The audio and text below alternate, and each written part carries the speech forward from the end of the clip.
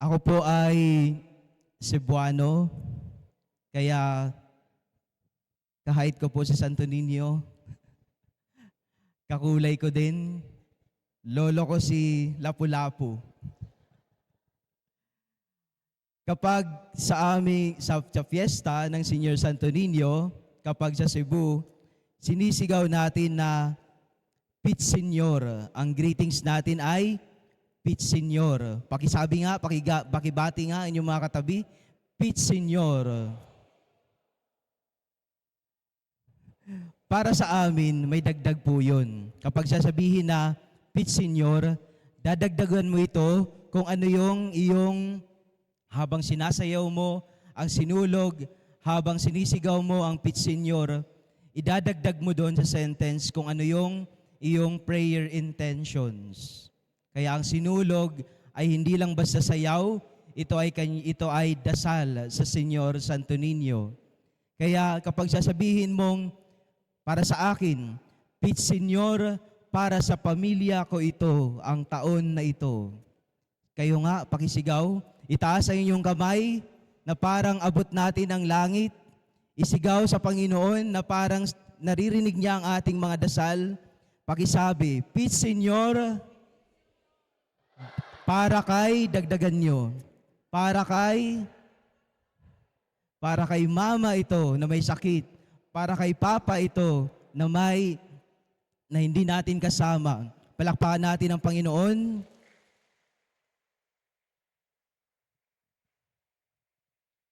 So, sinabi ko po kanina, ang sinulog po ay hindi lang basta sayaw, kundi ito ay dasal.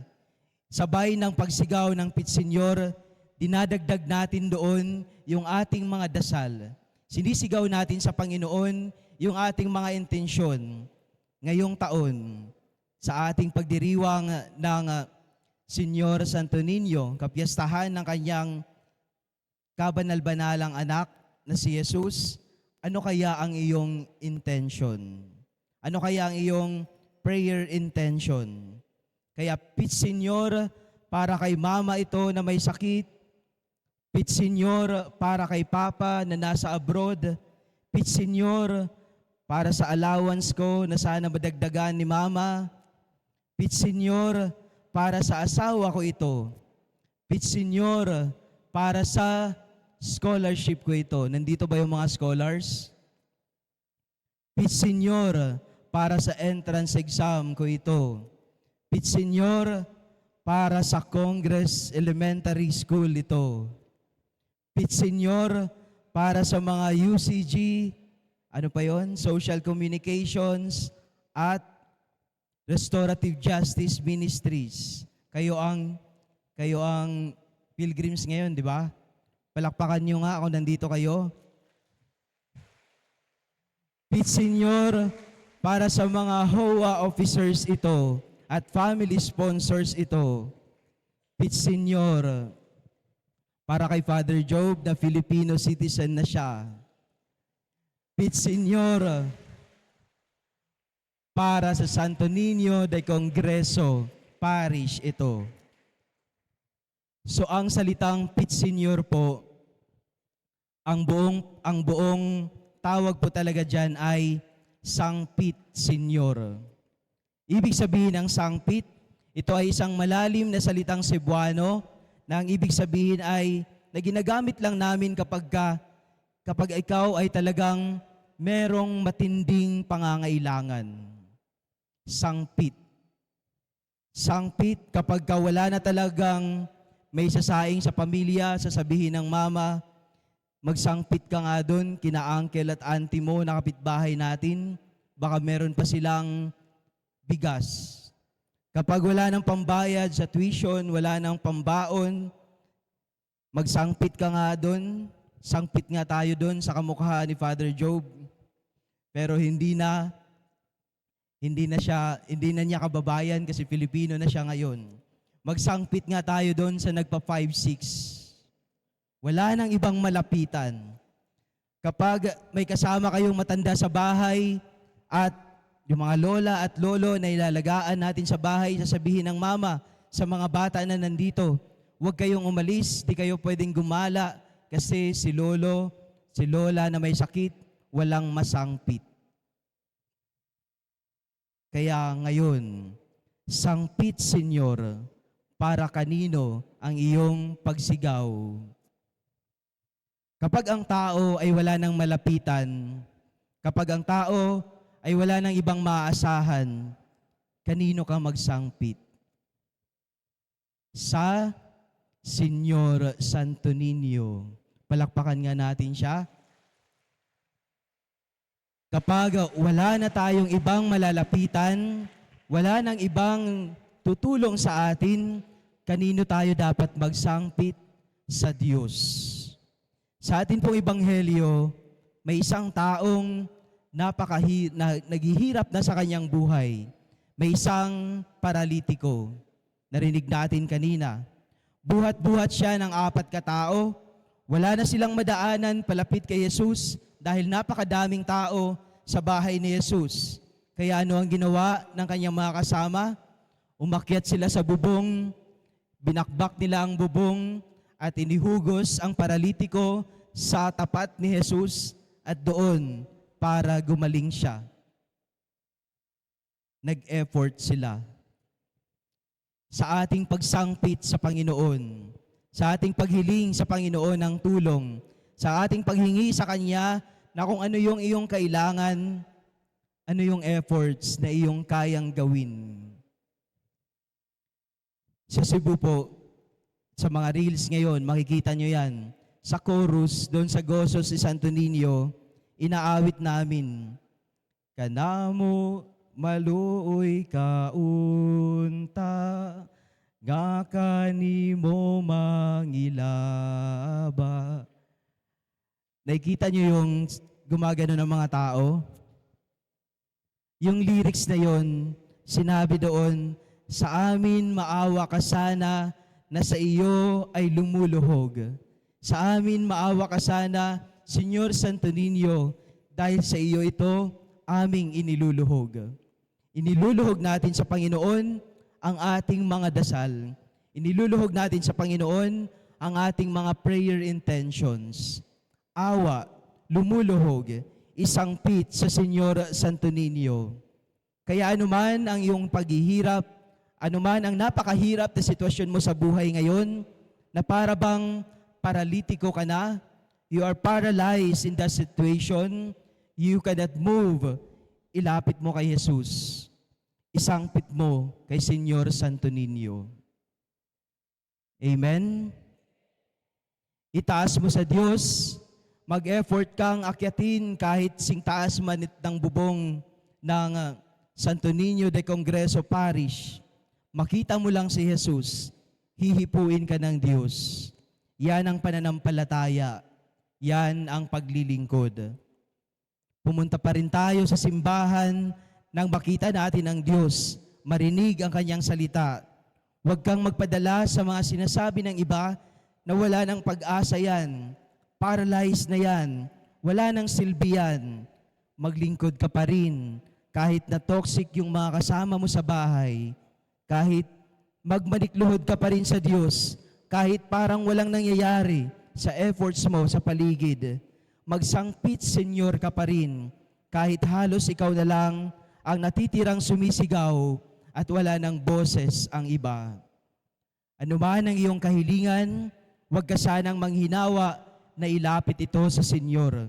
Ano man ang mga gusto mong isangpit sa Senyor, pakinggan tayo ng Diyos. Amen?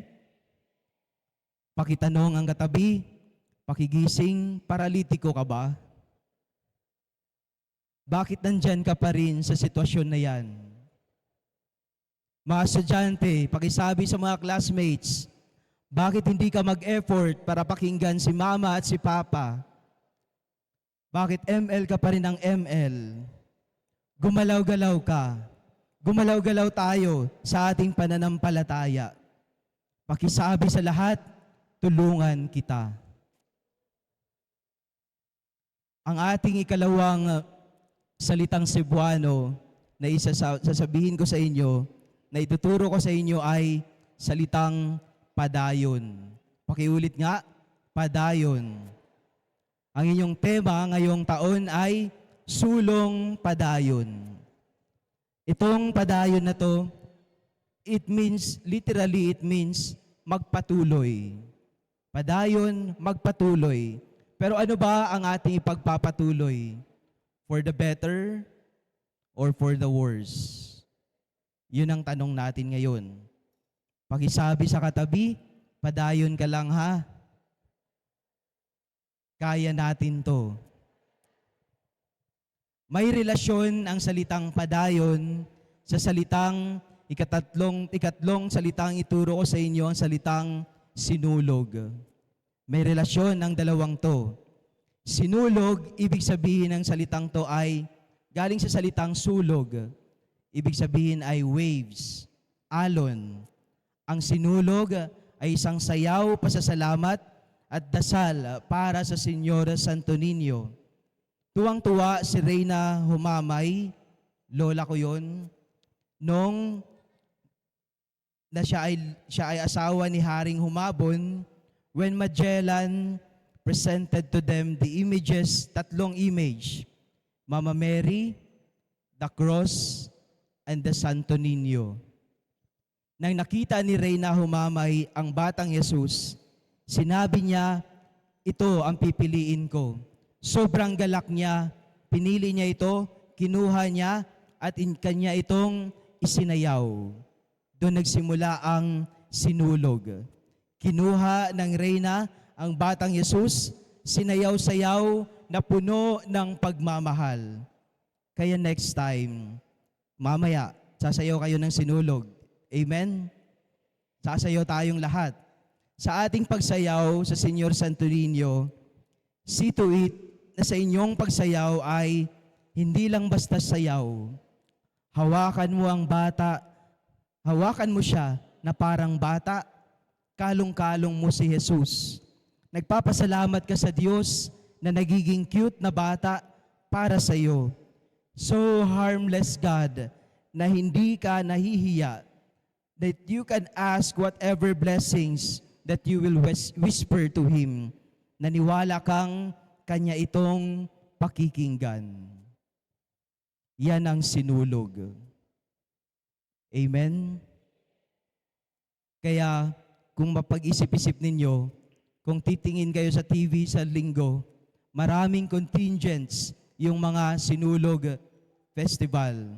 Maraming contingents na nasasali doon. Paano sila mag-judge? Isa sa mga titingnan ng judges doon ay kung paano hinahawakan ng festival queen si Señor Santo Niño. Kung paano siya isinayaw. Kung paano siya inalagaan. Ang sinulog ay hindi lang basta sayaw, ito ay sayaw na may kasamang dasal. Amen? Kaya sa inyong pagsayaw ng sinulog, makikita nyo na doon kung gaano kayo pakinggan ng Diyos dahil ganito rin ang inyong actions na ginagawa. Pero mga kapatid, ang tawag sa sayaw na ito ay sinulog, sulog, waves. Ang alon ay pabalik-balik, paurong, pasulong sa baybayin hanggang hindi mo na namalayan na high tide na pala. Tinanong ko kayo kanina kung ano doon, kung alin doon ang ating pagpapadayon, for the better or for the worse. Ang sayaw ng sinulog ay 2 steps forward, 1 step backward. Pabalik-balik ka, makakarating ka pa rin dahil mas madami ang steps palapit sa Diyos. Amen? Balikan lang natin saglit ang Ebanghelyo.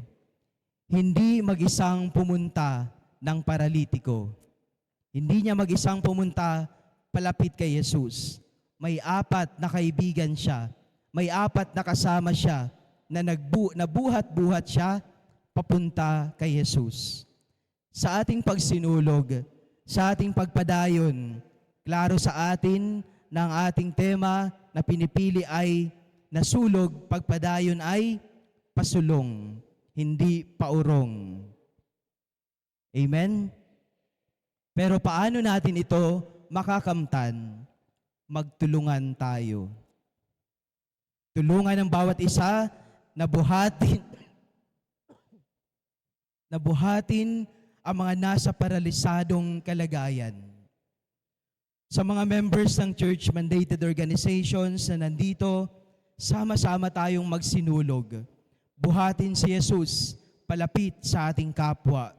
Sa mga estudyante, mga nagtatrabaho, mga naglilingkod sa gobyerno at pamayanan na nandito, kahit tayo ay nabibigatan, sulong padayon pa rin dahil kapag ang gawain, basta sama-samang buhatin, kahit mabigat, magaan pa din. Amen? Ang tawag namin sa Santo Niño sa Cebu ay Batubalani sa Gugma. Batubalani, magnet, gugma, love. Alam niyo yung kanta ng Batubalani? Batubalani sa gugma, sada ang tao palangga. Batubalani sa gugma, nga kanimo nang ilaba. Batubalani sa gugma, nga kanimo nang ilaba. Señor Santo Niño is our magnet of love, who makes us move forward, ang Batubalani sa gugma. The magnet of love, who is the child Jesus Himself, the Señor Santo Niño. Palakpakan natin siya. Kaya, mga kapatid, padayon, sulong pa rin. Sulong padayon sa buhay kung sa tingin mo ay mabigat ang iyong mundo, kung sa tingin natin nahihirapan ka na sa buhay, kung sa tingin mo guguho ng iyong mundo, tingnan niyo yung image ng Santo Niño. Hawak-hawak niya tayo. Hawak-hawak niya ang mundo. Kaya huwag kang mag-alala. Hawak-hawak ka ng Diyos. Sulong padayon bilang parokya. Sulong padayon, Santo Niño de Congreso. Viva Pit Señor!